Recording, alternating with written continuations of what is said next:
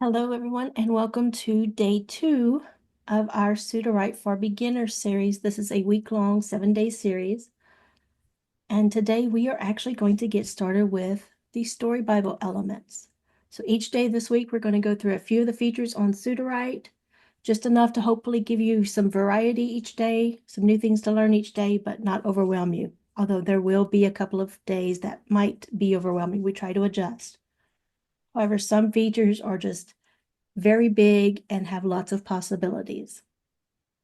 But by the end of this week, you should be comfortable with using at least the basics of Sudowrite and be able to go into other classes and learn some more tips and tricks and advanced ways to use each feature. As usual, you're always welcome to interrupt me. Speak up, say, hey, Nicole, slow down. Can you repeat that? Or ask me a question about something. I don't mind. That's what I'm here for.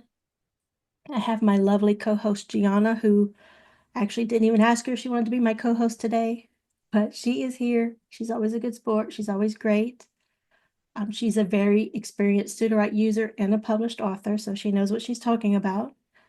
And she may call out some questions to me if you ask in chat and she thinks they should be answered on the recording.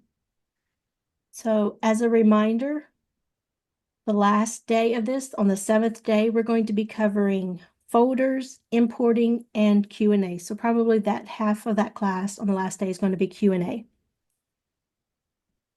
And I do want to remind y'all that on Friday, the class time is a little bit different. So instead of starting at 1 p.m. Central, it's actually starting at 1:30 p.m. Central on Friday.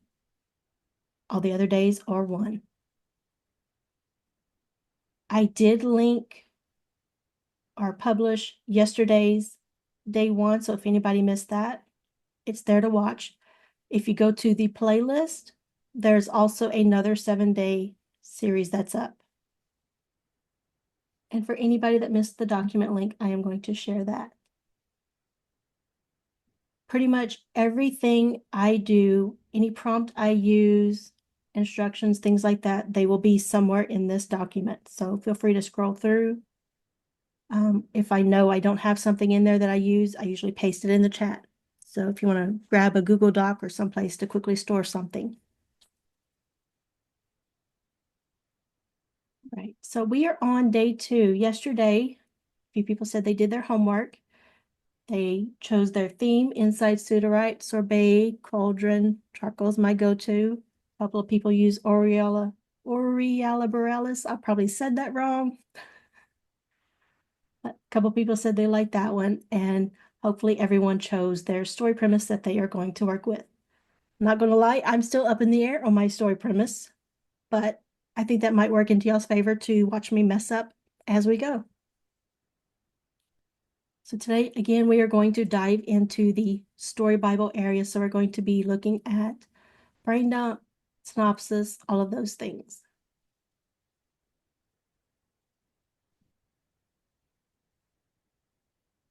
And we're going to go through the characters. Sorry, I did adjust this from our last session.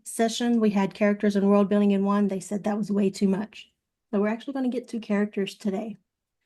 The main thing I want y'all to focus on, to watch as I go through stuff, I can't take the time to make all the changes that I want to make, but I typically give you an overview. Hey, this is what I would do. This is what I would look for, things like that. So you're always aware of stuff you can watch out for. So what I want you to focus on, especially when you do the homework tonight, if you do it, is getting rid of all the AI wording and making the story yours. We're going to watch as Sudowrite gives us a story premise. And then I want you to go in there and start making it fit your vision, okay? That's how you really start to learn the program. Let it do its thing, but then guide it in whatever direction you want it to go. Any questions before we start?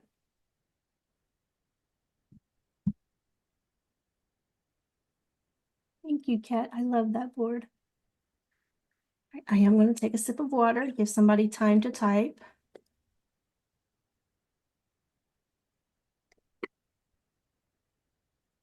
It looks like we're good. I am closing out chat, y'all, so I don't get distracted. But again, please feel free to type your question in chat or unmute and ask it out loud if you want. So yesterday we focused on first draft and brainstorm. And now we're going to go down here to Story Bible. So if you just opened up a brand new project, Story Bible will be toggled off, toggle it on, and all of this will come up for you. Brain dump has a limit of 2,000 words. The purpose of it is for you to basically tell it everything you know about your story. And when you generate the synopsis is reading that information and trying to make sense of it for you. So it heavily affects synopsis. To generate a synopsis, you must have something in brain dump. It also says here that it affects beats. I honestly haven't seen that, but other users that I trust have said they definitely did notice beat information getting pulled from brain dump. So be aware of that. So what can you do here? Obviously, you can max it out with 2,000 words. That's what I like to do. When I do that, when I max it out, something to keep in mind, I only give it the major plot points, okay? I am not telling it scene level details. I'm not describing a room. I am not describing a character's actions, thoughts, all of that, all right there in brain dump. I am just saying, this is the character. This is where they are. This is what's happening. This is a consequence.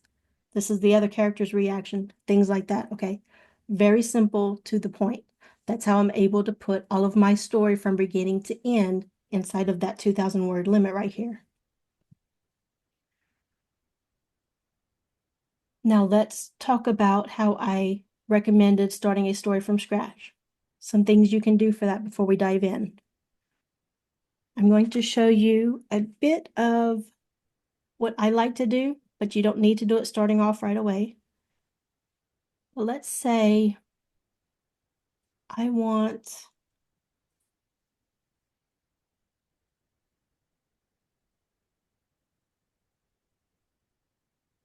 to take this one step at a time and gradually replace it.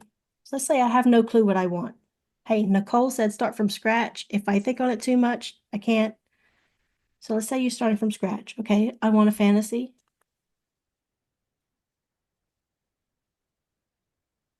With epic battles. That's all I know. That's what I want, right? Some things I do like to put inside brain dump. It's not necessary. It's habit, kind of like what's built into my workflow now. I do like to tell it my genre. Now, other elements see the genre, so it's not necessary. For instance, synopsis will see my genre now. It used to not do this. That's why I'm used to putting my genre here. I might also like to tell it a style. So I will just put my square brackets, not necessary, but I like to do square brackets for instructions. You'll see me use them a lot. If I'm giving instructions to the AI, hey, look at this, follow this, I put it in square brackets. If I'm giving the AI additional context information, which you'll mainly see me do inside beats when we get to that, I put those in parentheses. Again, it sees those brackets and parentheses as pretty much the same, but visually, if I have a lot of words in here, if this box is maxed out with 2,000 words and I'm trying to spot something, it's much easier for me to see the plain text and know that's my story information, see stuff in square brackets and know, okay, that's the instructions I gave it. Maybe I'm needing to tweak my instructions. That helps me spot them easier. And then in beats, when I have stuff in parentheses, the AI does a really good job of reading it, but not necessarily bringing it into the prose. So if I want to say, characters are talking and one character's talking or trying to eat or something, and I want the AI to have context because it doesn't know what happened in the previous chapter. I want it to have context that so-and-so character lost a tooth and their lip is busted and swollen, jaws all messed up from a fight. I don't necessarily want the AI to write that because it happened in the previous chapter. The reader's going to know that. I don't need the AI inserting that because it gets very on the nose. And I found putting that information in parentheses instead helps it know, okay, this happened. I need to take this into context when I write the prose. That's my reason for using parentheses. Right, so I like to put in brain dump my genre, maybe a tone, and unique elements. Again, you don't have to do this. I'm just trying to give you things that I've learned that have helped me. Genre, I'm going to say, we already have fantasy, but I'm going to say adventure fantasy.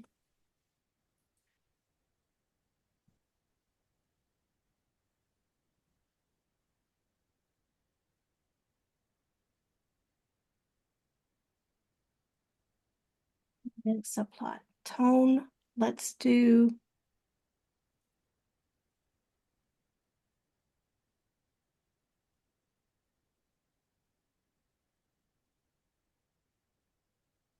fantastical, but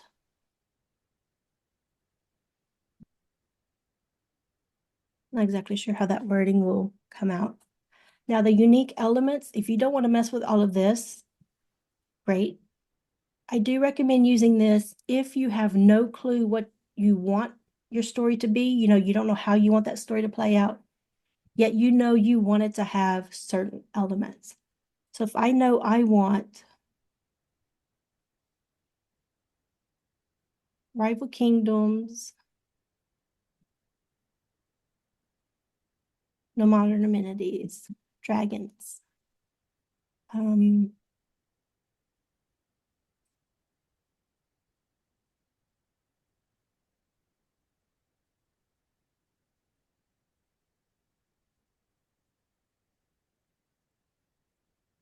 magic users and races, and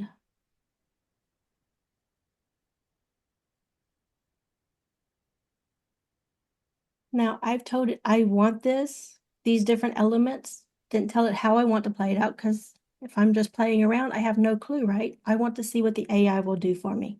I'm going to generate synopsis, but we're actually going to come right back to brain dump and look at some other things. But we're going to see what it does with this very chunky, cobbled together elements and instructions right there. In a world devoid of, this is what I mean about the AI being on the nose, y'all. Magic pulses through the veins of its inhabitants. Remember yesterday I talked about names, character names being very similar from genre to genre. Fantasy, I'm going to have an Alara. Do we have an Alara? I didn't see it. No, Lyra is another one that's common. But Eldoria, if you have a fantastical kingdom that you have not named, Eldoria is likely going to be its name. Okay, so they bring teeter on the brink of war. Got dragons soaring across the skies.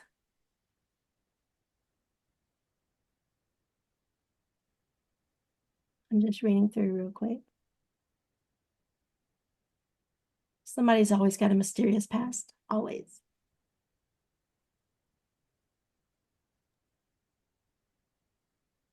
Sorry, Nicole, if you're done, there is a question. Go ahead. Oh, okay. Why did you not use what you did in first draft and brain dump? I can, and that's probably what I will be doing. I just want to show y'all some various methods first, just so you can see there's not one way to do everything. But that's probably what I'm going to go with for our story to get started. All right, so that's what it did with that information. Not bad. Let's look at other ways. So I am going to do that first draft one next before we continue, but another method you can do, remember I said I recommend fairy tale retellings. They fit with pretty much any genre. You can change different elements or whatever. So I could tell it to horrifying retelling of Pinocchio, and I never spell his name right, did I? So I can just do this, write a horrifying retelling of Pinocchio, right? Generate my synopsis, see what it gives me, make adjustments, because you can edit as much as you want right here. I can be more specific if I want with a tragic ending. Okay, so now it knows I want the horrifying retelling of Pinocchio and I want it to have a tragic ending. But this is still leaving it open for the AI to decide how the ending happens who it happens to, things like that. So maybe I want it to, yeah, I'm really going to spell this one wrong.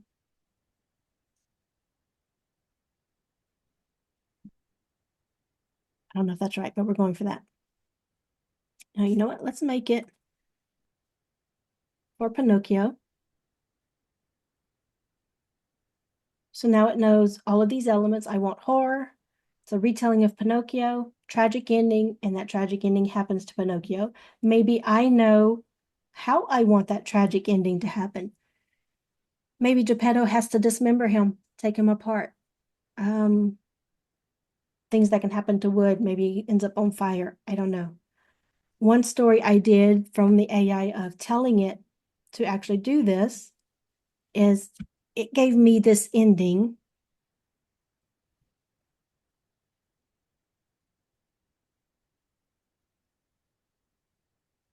So the last line of that story that it generated for me was something like Geppetto looks up at the ceiling and sees Pinocchio strung up by his own strings, something like that. So that kind of stuck with me. I like that. So this is how you start guiding the AI towards your vision. Again, just telling it I want a horrifying retelling of Pinocchio leaves it a lot of options open, right? And then you start saying, okay, I want a tragic ending. And then how you want that tragic ending. Now it's more specific.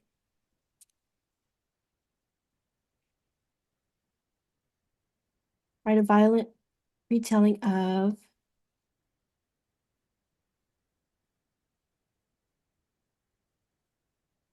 again, that's fitting your vision now. You're more than welcome to say just, hey, write a retelling of Cinderella, however you want. One story we did was write a retelling of Cinderella, where Cinderella is a serial killer.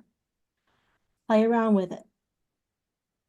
But it's very fun to do those. And these right here can actually end up being in one chapter, two chapters if you want, however many. And is a fun way for you to play with it. And you can see how much the AI brings in on its own because it knows those fairy tales already, and then how much instruction it takes from your guidance. So let's go to our first draft output. I didn't fix any of this, but I'm just going to go ahead and copy it all because it fits in BrainDump.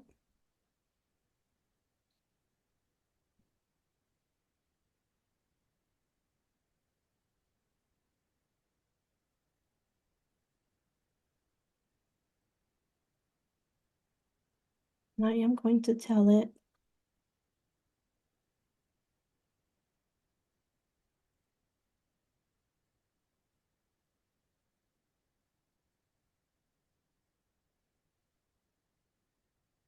and it did do our English princess, I think. Yes.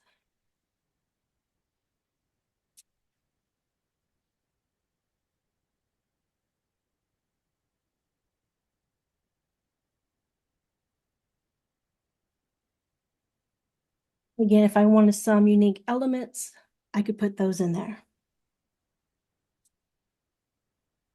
But it has a good breakdown of stuff.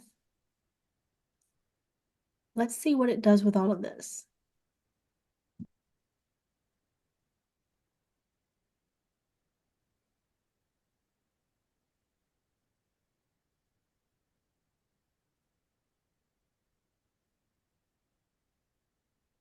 Oh, unwavering determination. I'm betting that was left in his character sheet. This is something you need to be aware of from step one. So this, all of this came from AI, right? It came from our first draft, and I did not edit any of this. There's going to be a lot of AI, we call them AI-isms. Piercing blue eyes. If they have blue eyes, you bet they are piercing, okay? AI loves piercing. So what you need to do when you are doing your own work, your own story, you need to make sure you edit every step of the way. Go through this, remove wording you don't like, change elements, aspects of their personality that you don't like, you want to be different, change that, start making it yours. But definitely get rid of those AI-isms. Because we see here unwavering determination. And guess what? Everything like this snowballs. This will likely end up in my character card, even once I get rid of it, because the AI loves to give characters unwavering determination, especially if they're a warrior. I will need to edit it then. Everything that the AI generates, please go through and edit it. If you're just playing, just trying to learn Sudowrite, you don't have to be spot on about it, edit every little detail, but you do need to be aware of the consequences of not editing out. It does snowball and it will end up in your prose and sound very cliche and cheesy. So that's what I would do here in this synopsis. Obviously, I'm not going to do it because I don't have time, but I would go through, get rid of any wording that I do not like, change elements. If I want a different type of climax to happen, I'm going to tell it that type of climax that I want to happen. Make all your little edits right here. Just looking real quick.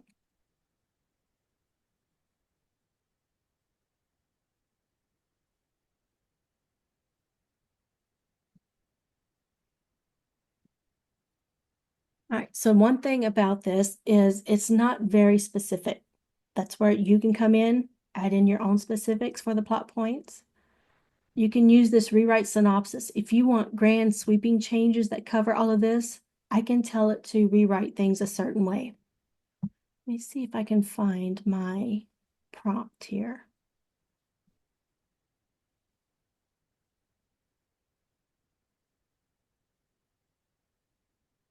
Nicole, if you rewrite synopsis, will you lose the one that's there already? So it will replace it, but you can have it in your history. So I'll show you that real quick.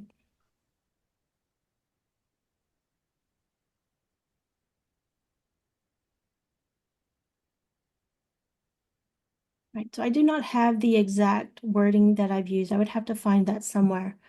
But I have some wording along the lines of you have permission, like I'll tell it, be specific.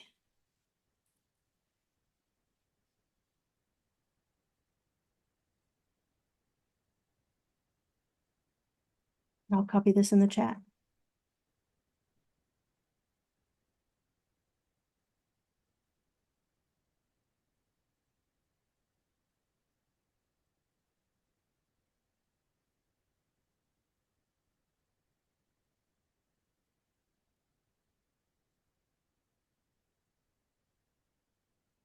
It's very close. This isn't word for word, but it's very close to something along this line.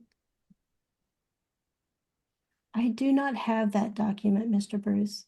I do know it's somewhere in Discord. Miss Lynn and I think Lusalia has it. So I can tell it, add specific details and plot points, avoid the vagueness, you have permission. So I am going to do that just to see what it will do, if anything, since I'm not giving it more guidance than that. And then I'll show you how to find the original.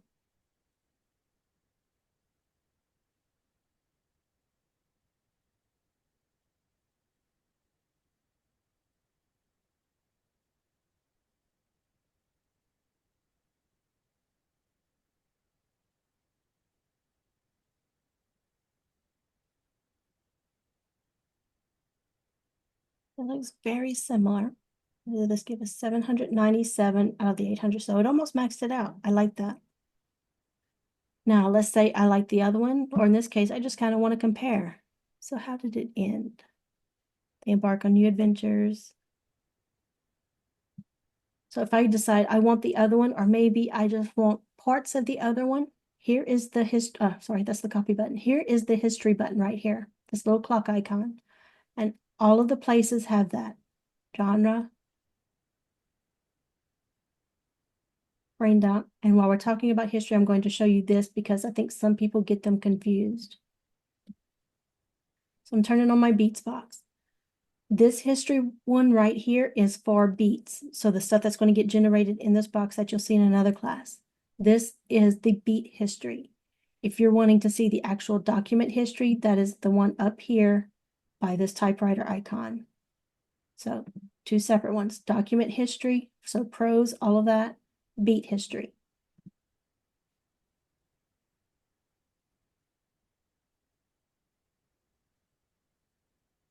So let's look at our history for Synopsis.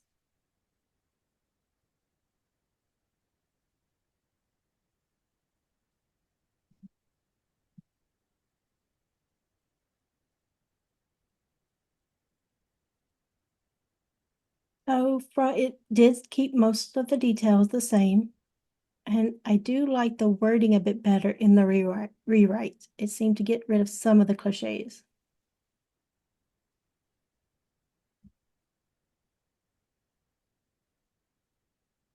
Okay, so it got a little bit more specific here. The first one was, she learns of a plot within the English court orchestrated by nobles. Here, she learns of a plot within the English court orchestrated by the nobles, but led by a new character now. So it got a little bit more specific. So that is a prompt I recommend to use along with whatever other details you want to give it.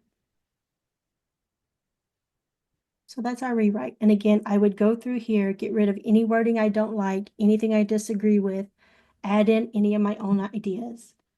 Now, again, I am limited in Synopsis by 800 words. What is Synopsis used for? Synopsis is going to affect our characters, world building, outline, and beats. Again, I haven't noticed it much in beats, but characters, world building, and outline.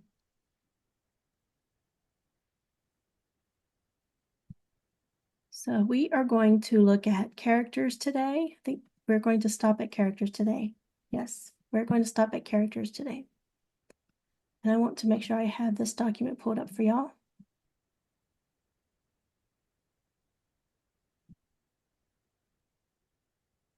This document that I'm linking in chat has a bunch of different sheets and templates. So just click into whichever one you want. So I can click here and it's going to open up a Google Doc for you, okay? This is my character trait card, mostly of what I like to use. And there's lots of others, mix and match, but it's just meant to give you a head start to play around with things.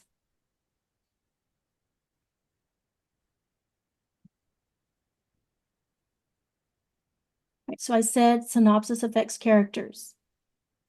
However, if your synopsis is empty, characters and world building, when you go to generate them, when I go to generate my cast, because I do like to generate all my characters at once, it will look at synopsis first. If synopsis is empty, it's going to look at brain dump. So keep that in mind, because again, in brain dump, you have 2,000 words to play with. Synopsis is just the 800.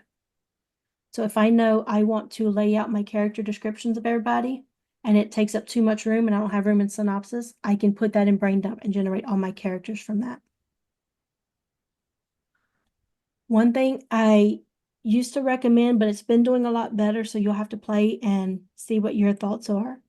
One thing I always liked to do before was actually get rid of this, all of the story information, and I would just put brief character descriptions. And I do mean brief, like just a few sentences, who they are, maybe what they look like, things like that.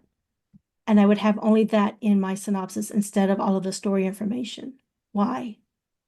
Because when I generated my characters, a lot of times it would reveal stuff right away. It would put things about the story that character shouldn't know about yet, because hey, we're just starting with the first chapter. Like, we just created these characters. It doesn't know that it needs to come across this person that has this secret about their family, you know?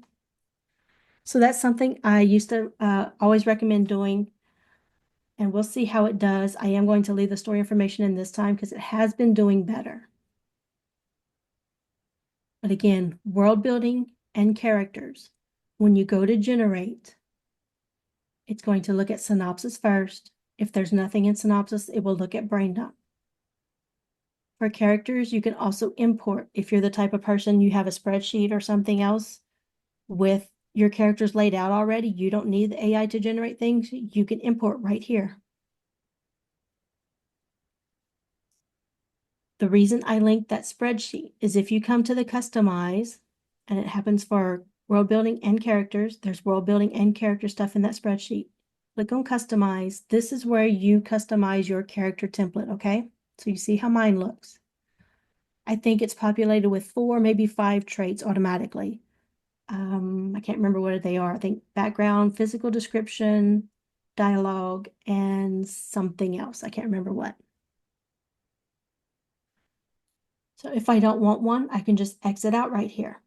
If I want to add one, which I am going to do because people have reported a bug, so I want to see if it happens. So if I want to add a new trait,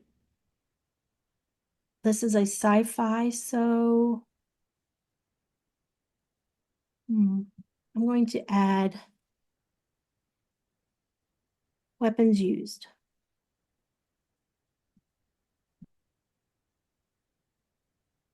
So I'm just going to add this one right here. You can also rearrange these. I like to keep this one at the top because this one is generally the one I adjust as I write.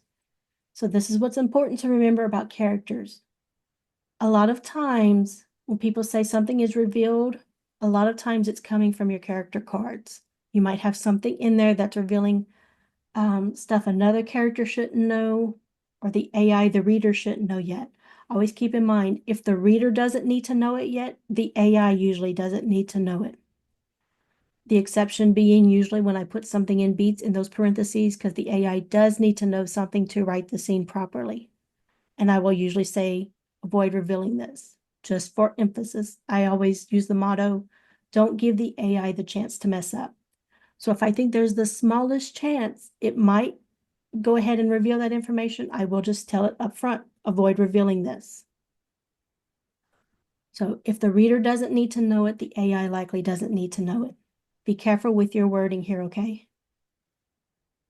And always make sure it's up to date. Something I will be playing around, and I know this is getting off track a little bit, but just to let y'all know, something I'm going to play around with is not having this in my character card. So my character card will instead be just those things that will never change, basically, unless my character gets a haircut, dyes their hair, something along those lines.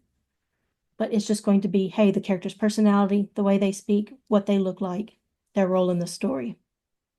And I'm going to play with instead putting this in my beats box to be determined on how effective that is, but that will keep me from having to go into the character cards and change things up. But that's why I leave that one at the top. When something happens to my character, something drastic that changes their mentality, their physical state, whatever, I put that in here and I keep that updated. Excuse me while I drink some water. Any questions before I keep going? There is one, but I think we should do this after the class. Okay. Thank you, ma'am. All right, so I added the weapons used by this character. Now, if I just exit out, I'm going to copy this so I don't have to retype it. So if I just exit out, it is not going to save. I go to add my character. That trait is not down here. And I'll be going through these things that I'm clicking right now too. So if I go back to my customize, that is weird. It should not have done that. So there's definitely a bug. Let me just screenshot that real quick so I can report it.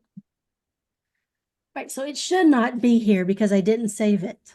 And y'all saw whenever I created that character card, it wasn't there. This was the last one.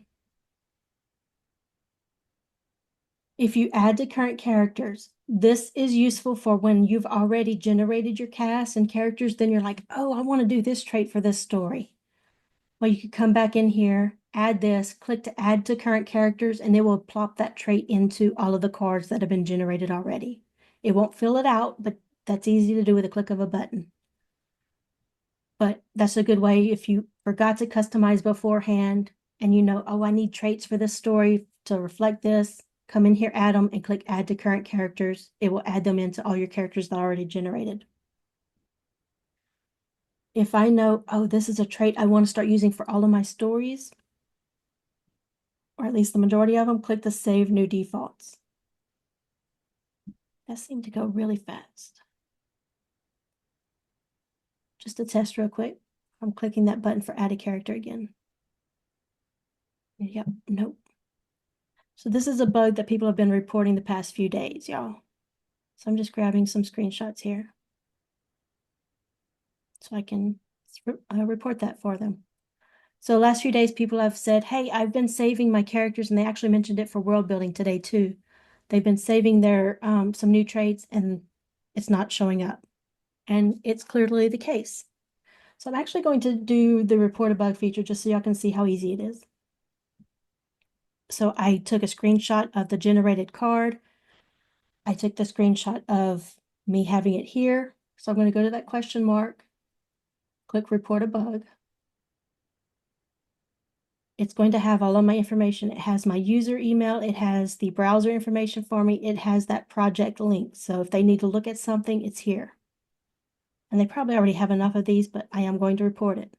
So remember, I said you can include attachments. So let's go to our screenshots and grab those two. And remember, I said to try to give as many details as possible. So I'm just going to say,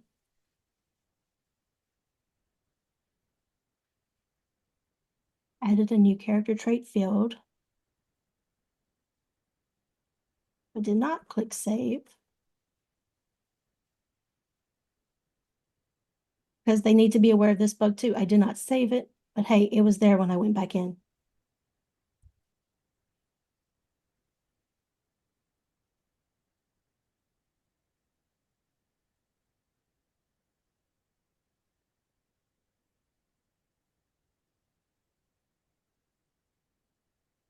I'm going to click to generate the character after saving the trait.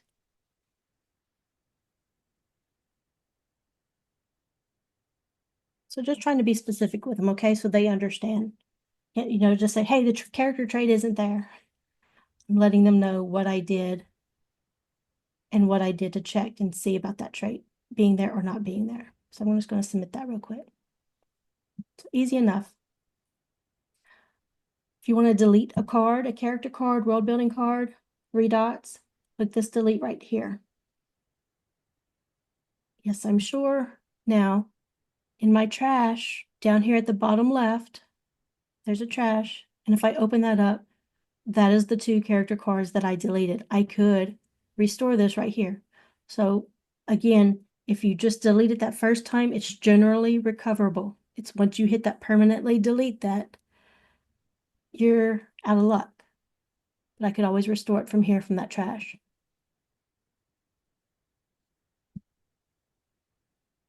All right, so that's how you customize everything. And now it's not in there. Let's see.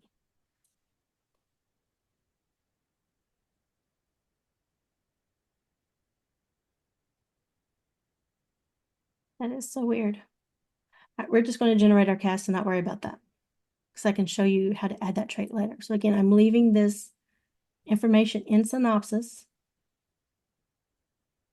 but if I wanted to get rid of story information, just have my character descriptions here, I could do that. Or if I have a whole bunch of story information that I wanted to know before it generates, I can leave Synopsis blank, leave Synopsis empty, and then it's going to revert to looking at brain dump instead and read that story information.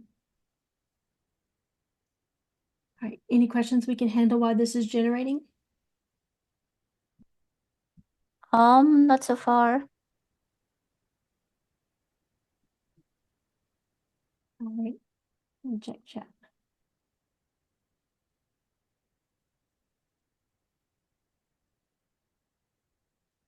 Can you tell Sudowrite to write in the style of Hemingway? All right. This is where I get up on my pedestal, y'all, and most other teachers will agree with me. What is the one argument you hear when it comes? Well, there's technically 2, of course. One is if you're using AI, you're not really writing. Those people do not understand how much work goes into prompting AI to get a really good story. The other argument is AI steals from other authors, right? I do not recommend people using the style box or any version to tell the AI, hey, write like this author. To me, that broaches ethical boundaries.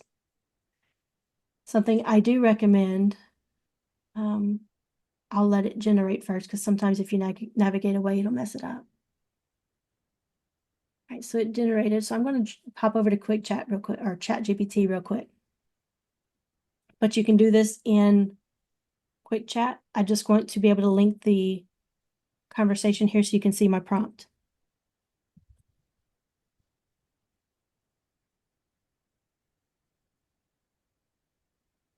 So you can ask it to describe the writing style of that author or a particular book. So let's say, all the books Stephen King has. I want it to describe the writing style of The Stand or It. I can do that.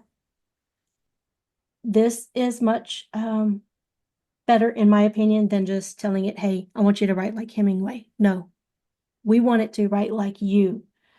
If you're like me, you hadn't discovered your voice yet. I just now recently, let's say the past year or so, really felt comfortable with finding my voice with AI. So if you're still searching for that, but hey, I really like Hemingway's style, that's a start. But instead of saying, write like Hemingway, you're going to go to either use Quick Chat in Sudowrite or place like ChatGPT or Claude, ask it to describe the style, and then you can look for things. So maybe there's stuff you like, or, oh, wait, no, I actually do like purple prose. That's how you start making Hemingway sound like you now. You just take those bits and pieces. You might come across something, oh, that doesn't really fit this story very well. That's why I really recommend doing this. It helps you start finding what you like and helps you start developing your voice. So take what you like about this, the different words, and use those in your style. Yes, I see how important that is. The reason I asked is the verbose um, text that you get back from AI. In my opinion, I think it's better to eliminate, tracing it all the way down to the essence of what you're trying to say. And Hemingway, of course, is famous for minimalism. Yeah. I also agree that it's not a good idea to copy anybody, and I think that's probably the biggest problem that we're facing with the AI.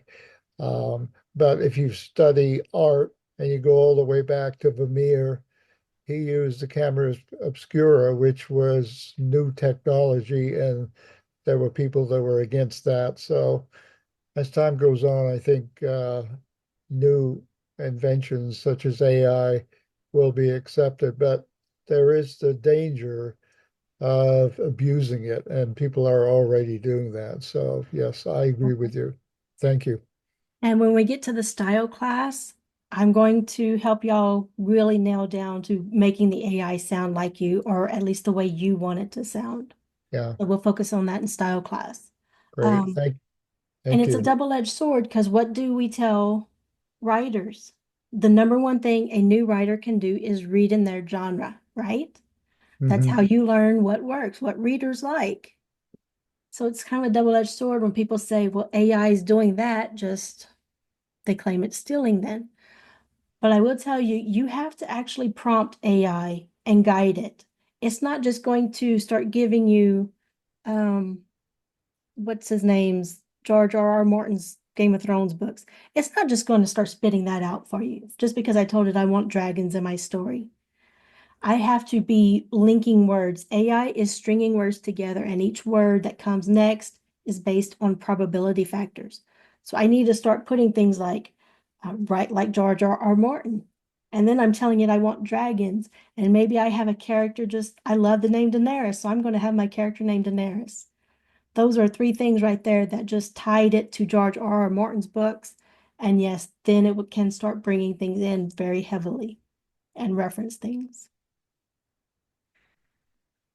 All right, so I generated my cast. Let's see how it came out. And this is part of the homework for tonight. Let's look at that again.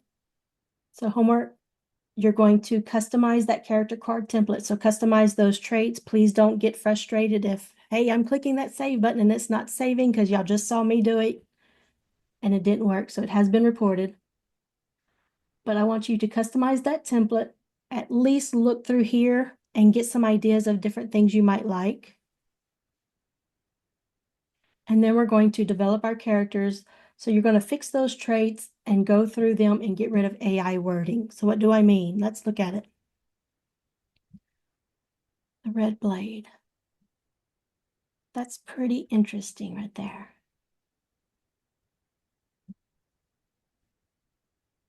Groups, I like this.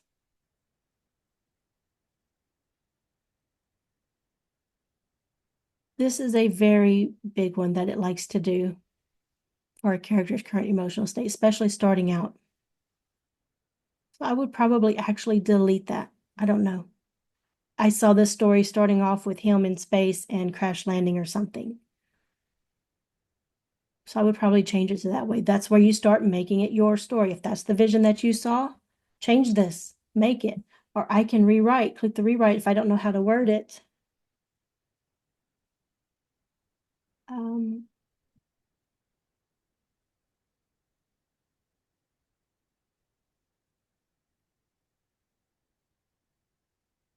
Well, you know what? I want to show him in space.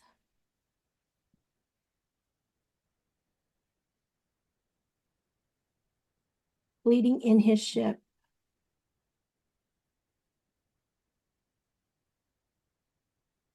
While it hurtles out of control. So I could say while it's crash landing towards Earth or wherever I want it to go, but there's a very good chance it shouldn't know that, right? If he's maybe passed out and bleeding, he doesn't know it's hurtling towards Earth. If I do want the reader to know it, that's fine, but this is just an example of, does the reader need to know? If I don't want the reader to know he's hurtling towards Earth, I'm not going to tell the AI that. So in each of these, you can click that rewrite button, either not give it instructions, just let it do its own things, or give instructions. The instructions can be something, let's see what I did. Lays unconscious. Stark reminders, so many stark reminders with AI. So I would actually change this, but I would do the next step manually. It would be me changing it. He's just passed out on the floor. I'd want to keep it concise. As Stacey Jones says, get to the point. Don't use a lot of other wording. I don't need all this. There's a lot of this that I do not need.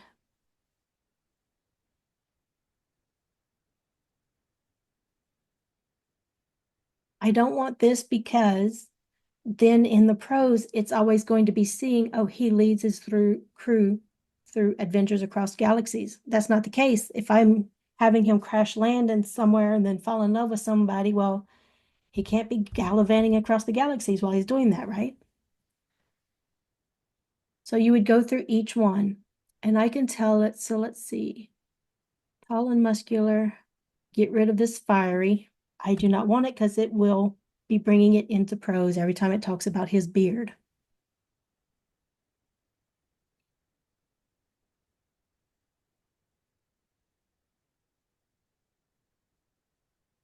All right, not bad. Describe his dialogue. This is a major point for me and something I cannot recommend enough. Before we had these cards, we didn't have a lot of room to write all our character traits down. And a lot of characters would sound the same, especially if in your style box you're putting, hey, dialogue needs to sound like this. Well, you just told the AI every character needs to sound like that. Something that helped me was giving an actual sample line of dialogue. So this is one of the first things that I like to do. I know we're coming to the top of the hour. This is going to be one of the last things I cover. So I would come to this sample line of dialogue box right here. I don't really like it. So I have a couple of options. First of all, I can just click the rewrite.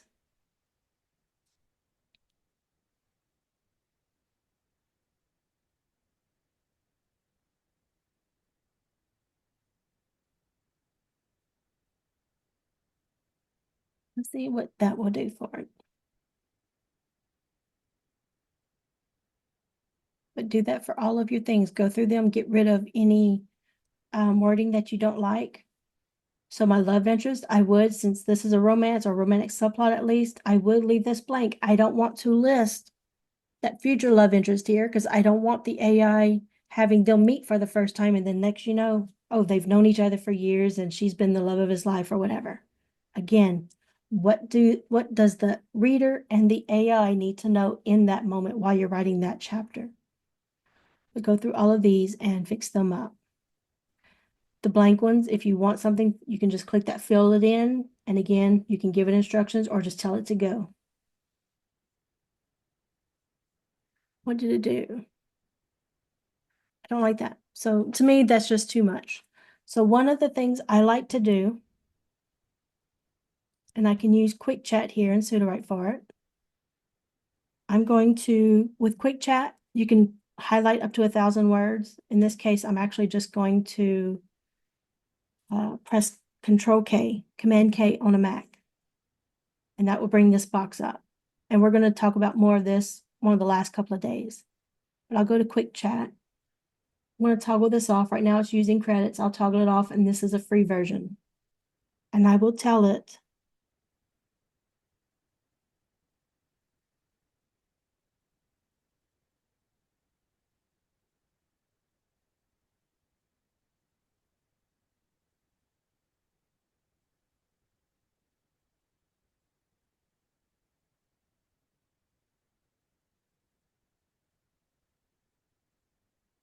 here's that problem. This is something that's pretty time consuming, but I'm able to get all of my characters pretty much done at once. So it's going to give me an output with a conversation. Generally, that first one's horrible, and I'm going to say I don't like it. Actually, I'll probably say, let's see if it happens.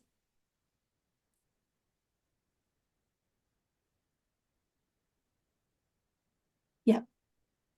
So these first four, they sound like exactly the same person speaking. That generally happens. So I will follow it up.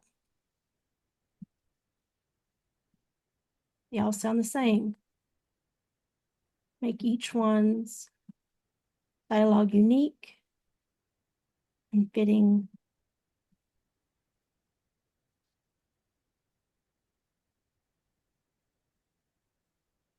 But they all sound the same. Make each one's dialogue unique and fitting of their personality. That would be my follow-up prompt. I would keep going back and forth. If it gives me somebody's lines that I like, I'm going to copy it out. That's one thing to know about using Quick Chat. And again, we'll cover this later. I also have a class on the quick tools at the end of this month. Right now, there is no history. The only way to save all of this is to actually copy it right here and then just paste it in a document. I generally have a document on the side for a quick chat. But this takes some time, and I will go back and forth. Okay, I like this one, or okay, this is close, but I need him to sound more this way. I need her to sound like this. Whatever. I keep going back and forth until it nails down that line of dialogue, and then I can put it in that box in my characters right here. Having that sample line of dialogue really does help with your character sounding different and unique whenever it generates that prose for them in your story. Let me make sure I covered everything on the characters here so you can import. Nicole, what did you highlight to do that in the beginning? How did you highlight? Yeah. I just pressed, you can highlight up to 1,000 words. So if I wanted it to, maybe I wanted it to reference this for whatever reason, highlighting is good. You don't have to highlight though. Highlighting is valuable when you need it to, hey, look at this right here. Yeah. Otherwise, how'd you get all those characters? You didn't highlight them in the character cards, right? You highlighted them somewhere else. right here. When you ask it to do a conversation, how Oh, did you get all those characters in there? so quick chat, and here I'll go ahead and give y'all this document. This is actually going to be handed out in the class that I do that's coming up. There you go. So in this document, it shows you what quick edit looks at. And you can see that one also looks at characters and world building, but you need to name things. That's very important when working with both quick edit and quick chat. Name stuff, guide it to where you want it to go. It's not just looking at that document that was up here, even though I was in that document. It can actually see all of these, but I need to guide it towards those. I need to mention something. Hey, go look at the human races. Go look at the lexicon of Arendelle. It actually doesn't look at titles much. So you need to be referencing what's in that body. But quick chat, which is what I used, it sees all of the characters. So not just the ones that I named. I didn't need to name any of them. It's seeing all of my characters. And since I already had those generated down here in my character cards, it sees each one. So I just have to guide it. Hey, give me a description between all of my characters.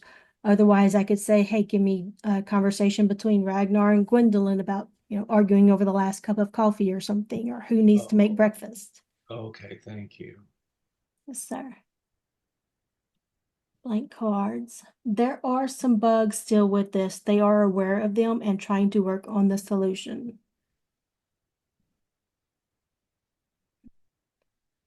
So again, quick chat, quick edit. You can highlight up to 1,000 words. Useful for if you want it to reference something. Or if you're on a PC, press Control K. If you're on a Mac, press Command K. And you have quick edit and quick chat. Not sure when that class is. Or quick chat or the quick tools. Let's see.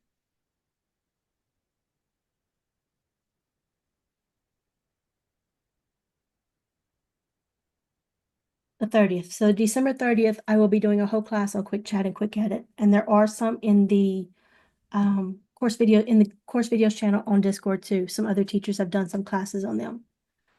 It's a great tool and it's very versatile. And if you have this toggled off, it's free. It's not using any of your credits. If we go to my recent history right here, we'll see quick chat costs 0 credits right there. And then we see my generating all characters. That's about average, 25 to 30K. And then to generate those traits that I changed up. We see our synopsis cost right here. Okay, so you can import, export your characters, customize the trait card, change these around to whatever level you want.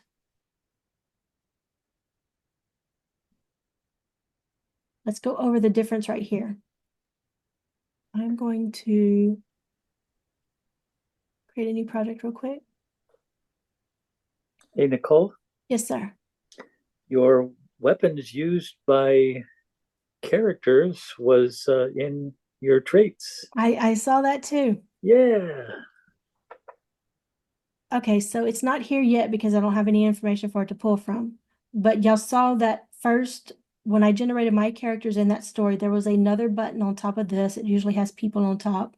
Generate all characters. That's what I used to generate my entire cast. So there was the button up here, generate all characters. I pressed that and it generated all of these at once. That's not your only option. This button right here, add character, will add the blank card. So this is good. Hey, I just need a card and I already have ideas. I want to manually do this, or I'm going to manually do some of them and then I will fill in others. So fill in whatever you want to fill and then use the fill this in button on any traits you need help with. So that is this one right here. It gives a blank card for you to fill in. This generate character does a single character. So maybe I generated the cast and I'm like, we need some more people. So I can just press go, again, let it do its thing. Or maybe I want it to generate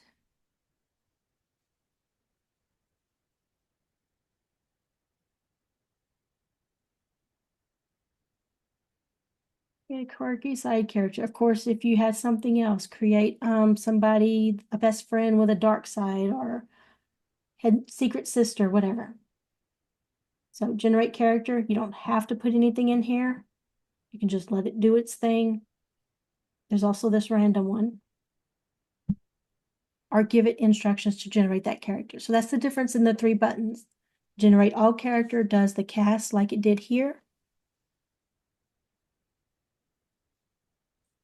Add character gives you the blank card. Easiest way to remember that is this one is not filled in. It's just white, empty. Your card will be empty too. Those other 2 buttons are filled in. They're purple, blue, whatever color you want to call that. And they are going to create characters and fill things in. All right, so it gave our Bjorn And same thing, unofficial morale booster. Something I would do if I really want to focus on this character. The AI sucks at humor, y'all, okay? It does. But I like this. This right here seems good. This is something I think I would take to Quick Chat or Chat GPT and say, hey, here's the premise for my story. I need to create this quirky side character. Here's all I know about them, or any other ones that I really liked. And I would just branch out from there because that's good. And that's the reason I like to use AI. One little thing like this could suddenly be the inspiration I need to make a character that fits exactly the way I want them to do, looks the way I want them to look, talks, all that thing. I just need that inspiration.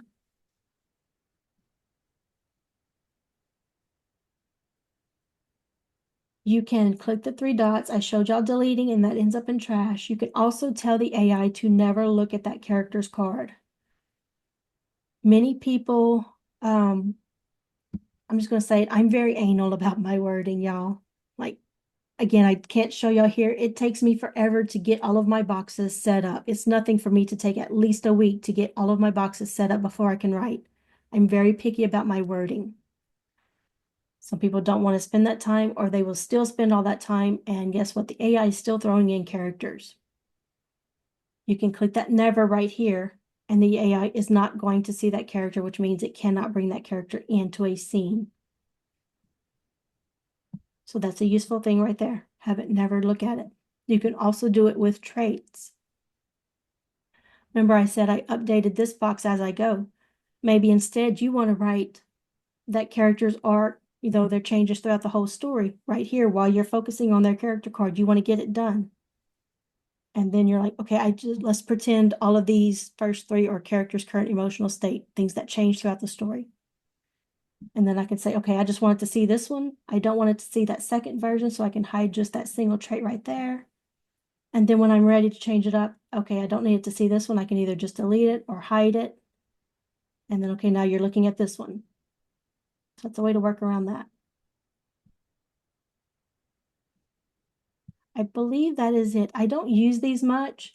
If you're doing series though, this is something I have been told I need to start using them.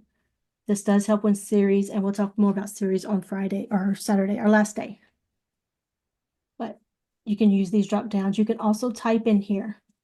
Doesn't look like it. What's our list? Protagonist, all that. So that's our list. I want villain. I can just start typing. On dark screens especially, it doesn't look like you can type it in or type in there. You can. Just put your cursor there, start typing. This is very useful for deceased. I will actually put a lot of stuff for, oh, you cannot delete it though. I'll just change it. I like to do deceased, characters that are deceased but need to be referenced. I'll put that here. All right, not bad. That was a lot to cover today. So recapping for brain dump, put however much or however little you want of your story. Guide the AI to start creating the story that you want, following your vision. So let's say I just gave it a very little information. I generated my synopsis. I didn't like any of it, but it was close and it gave me some ideas. Something I have done many times before, this used to be actually one of my workflows, is I would edit the synopsis to my liking, copy it out, and then put that in brain dump. So now whenever I generate my second synopsis, it has more information to go off of. I don't really do that much anymore, but it worked really well. And remember, your outline is going to look at synopsis as well. And for my boxes, I always like to put the main plot points. I don't do those scene level details. I save that for when I get to beats. So you can fit your story information in there. You just need to be concise. I do actually have a plugin too. I know we haven't gone over plugins yet. We will. I have one that is called, you know what? I can't remember what it's called.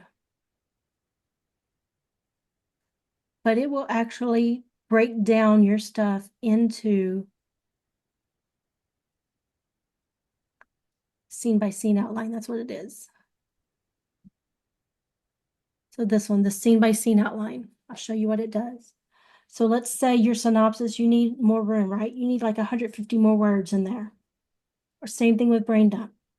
This scene by scene outline will take all that fluff and just break it down into very simple sentences, okay? So it's breaking everything down for me of how my story happens, but it's keeping it very simple. This is 716 words that fits inside synopsis. Makes it very easy for me to start adding in other details, making changes.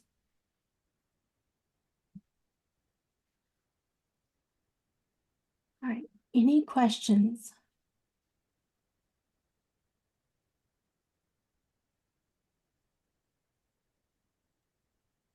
Well, I just want to say I'm glad I didn't move on from characters last night or this morning because this was perfect. Awesome. I hope y'all like it. Remember that spreadsheet, take from whatever, use it as inspiration, and create your own. And always remember, whatever the AI gives y'all, make it your own. Get rid of that AI wording. So can you edit traits like archetype during the story? Yep, definitely. And you should. Keep that in mind for characters and world building. When things change for your character, they lose an arm, update it. They dye their hair, cut it, update it here. If they're now trapped in a cell, update it. World building. If the castle gets half blown to bits, update it. You know, that setting should not be now a pretty, nice looking castle. It should be one that's been through hell and is barely standing with only 3 of its 4 walls. So keep things updated. I know there were some questions we want to talk about after class, so I am going to go ahead and stop the recording, but we'll hang around and chat. Thank y'all very much for being here for day 2. I hope to see y'all tomorrow for day 3. What are we covering tomorrow? World building and outline, I think. Yep. Tomorrow's world building and outline. So today, have your story premise, put that in your brain dump, get that synopsis generated, refine it to your liking, add those ideas of your, any ideas you have, put it in there, get rid of the AI wording that you don't like, create your characters and do the same thing. Get rid of any AI wording you don't like and make sure those characters sound, look, and feel the way you want them to. All right. Thank you very much, everybody. Have a good one.